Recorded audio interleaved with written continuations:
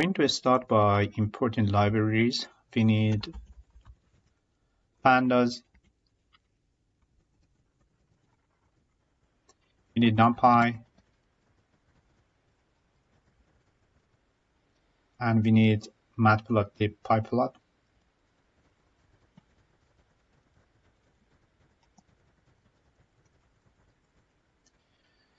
We may need to import more libraries as we go further into the project, so later on we can import more libraries. For dataset, I'm going to generate my own dataset here for this problem. The dataset that we generated ourselves in a small scale is called a toy problem or a synthetic dataset. So here we're going to work on a multidimensional or a multivariate regression problem. So I'm going to use the make-Friedman1 function from the dataset modules in scikit-learn to generate the regression problem of high dimension or a Friedman1 regression problem. You don't have to worry about the function and what it does. So let's go ahead and do that. I'm going to import it first of all. The scikit-learn datasets. Import make-Friedman1. All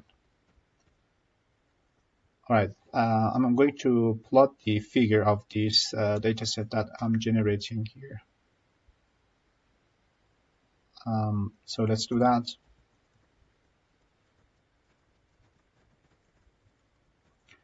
And let's give it a title. I want to call it the complex regression problem. Let's now define our data, the features and the target variable. Using the make-Friedman function, it's easy.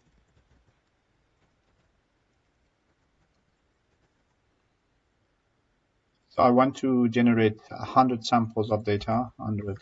In number of samples, I want it to be 100. We can specify the number of features that you want to generate. So the number of features, I want it to be 7, for example. And also, we're going to use the random state to get the same output, all of us. All right, so let's now go ahead and specify the plot. So I'm going to use the scatter plot. And since we have a high dimension, more than 7 features with the target variable, it would be 8. We cannot plot 8-dimensional features. We have only 2 dimensions here. So I'm going to specify which feature I want to use. So I want to use, for example, all of the data from the second feature and also the target variable.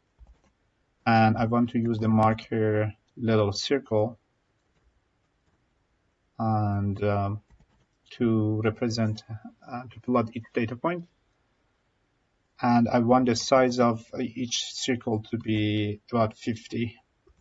A smaller number is going to give make the circles smaller, and larger number is going to make them, of course, larger. So now let's specify the label, X label and Y label.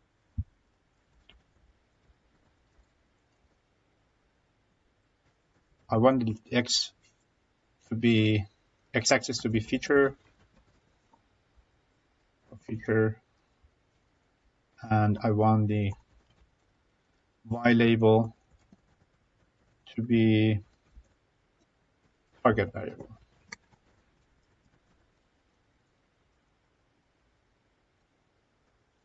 Let's show the plot.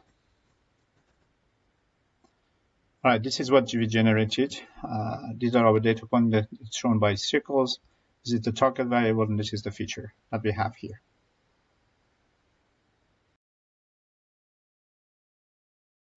Next step, you're going to build our model. First, we need to split our data into test and training data sets. I'm going to use 20% of that for test and 80% for training.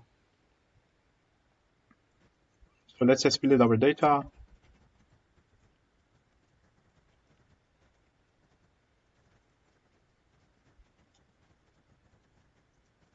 using the train test with the function.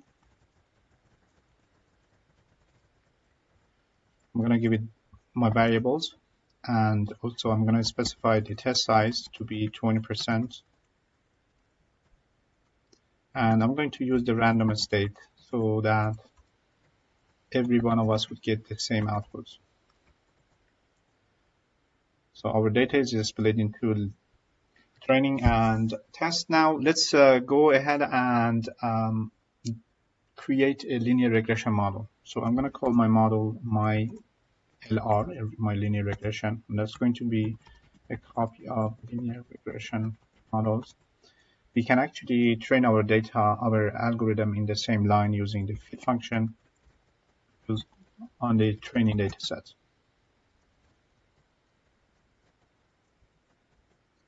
And now that our algorithm is trained, we can make a prediction on the test data.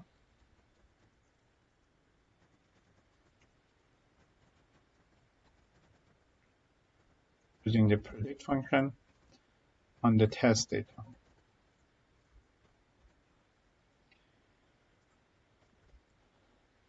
All right.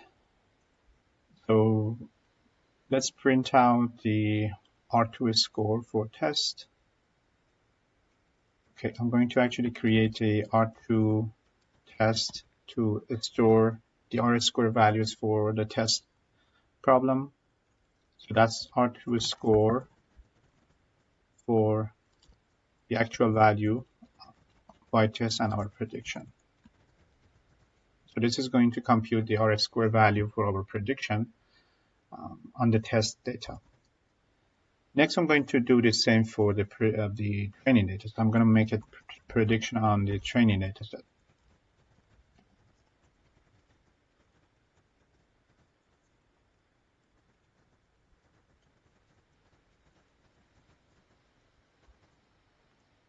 And I'm going to keep the R squared value of that on the R2 score for training.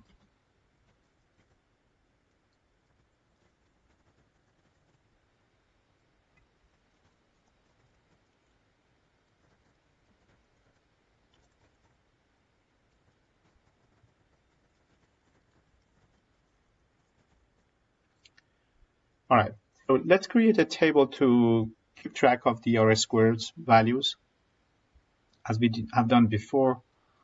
So I'm going to call the table R squares, and that's a Panda data frame.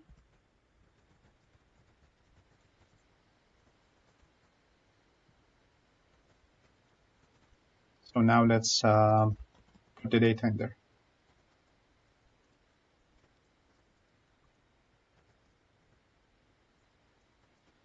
And we're going to put the R2 score for train and data set.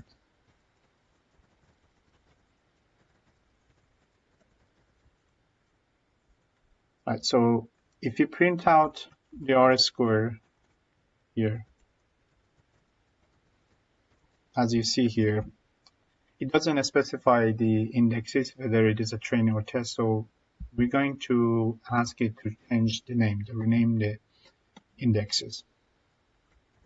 R squares, rename. I want the index 0 to be train.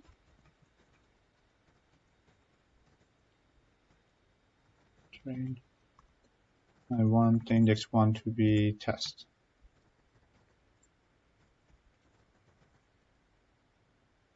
And I want every index to stay at its place, original place, true. All right, so let's now print out the R squares. So as you see here, now we have the index of this. Very neat.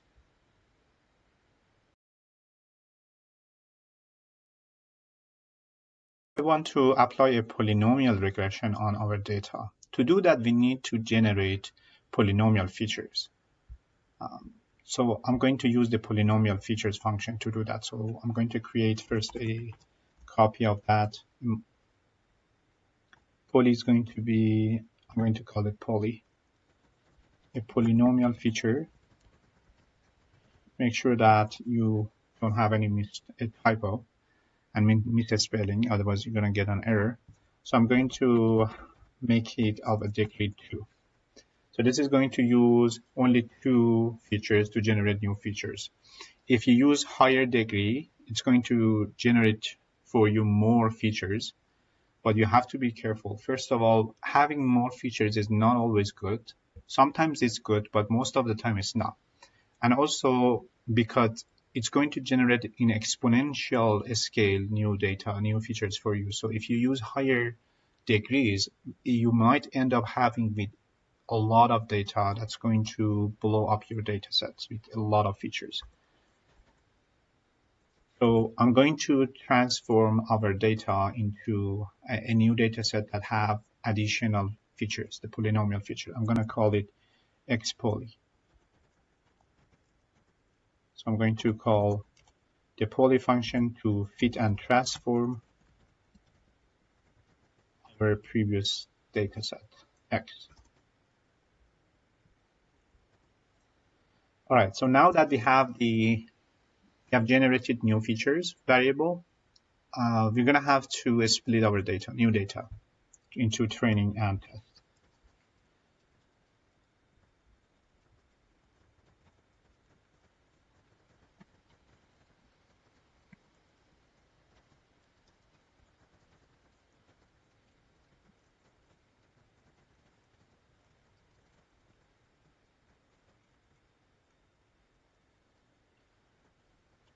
So our feature variable is called xpoly, and y variable is the same, it hasn't changed. So now we have split our data. We can create our linear regression and apply it on this set of data. And that would be a polynomial regression. So I'm going to call it my linear regression. And that's going to be a linear regression. And we can actually fit it into our data in the same line. I'm going to give it the X train and Y train. All right, now our model is trained. We can make prediction. Let's make a prediction on the test data set.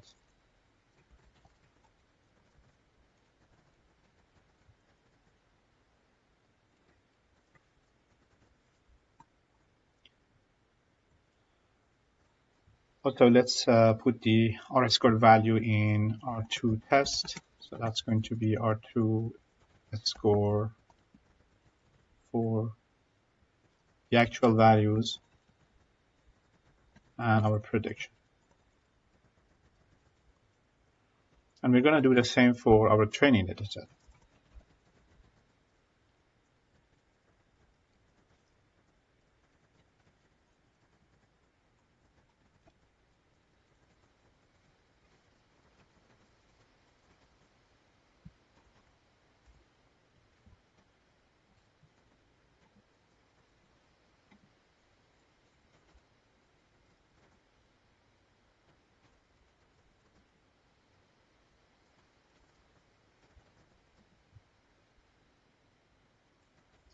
All right. So now we have prediction for test data set and training data set. We're going to add it to the R-square table.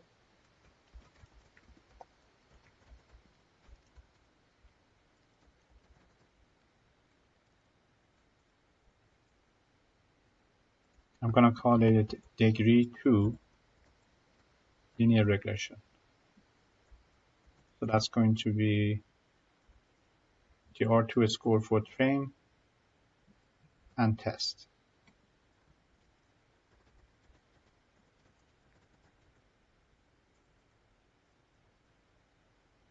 Let's print out the R-square.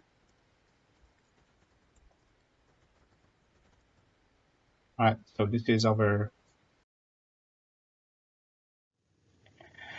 You might have got a different numbers here because we didn't use the random state. So it's very normal if you have got different numbers.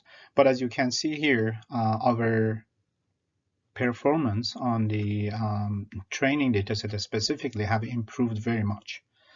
If you use different random state or data split, you're going to get a different. For example, if you try it for random state, when you do the test split, train test split function to split your function for training and dataset, if you use random state 1, for example, you're going to get a higher rate of accuracy for test. So go ahead and play with the parameters that you have, the random state in, and also, for example, the size of the test and training split. We didn't specify that, so by default is 25% for test and 75% for training. You can specify how much of that. For example, you can go ahead and change it to the test size for 20%, and you're going to see that generally you're going to get a better accuracy rate for the polynomial regression model, which we call it here degree 2 linear regression or polynomial regression of degree 2, compared to just a simple linear regression. So this is an example of, as you see here, that a polynomial linear regression performs better on your data compared to just a simple linear regression when we added the new features of polynomial features.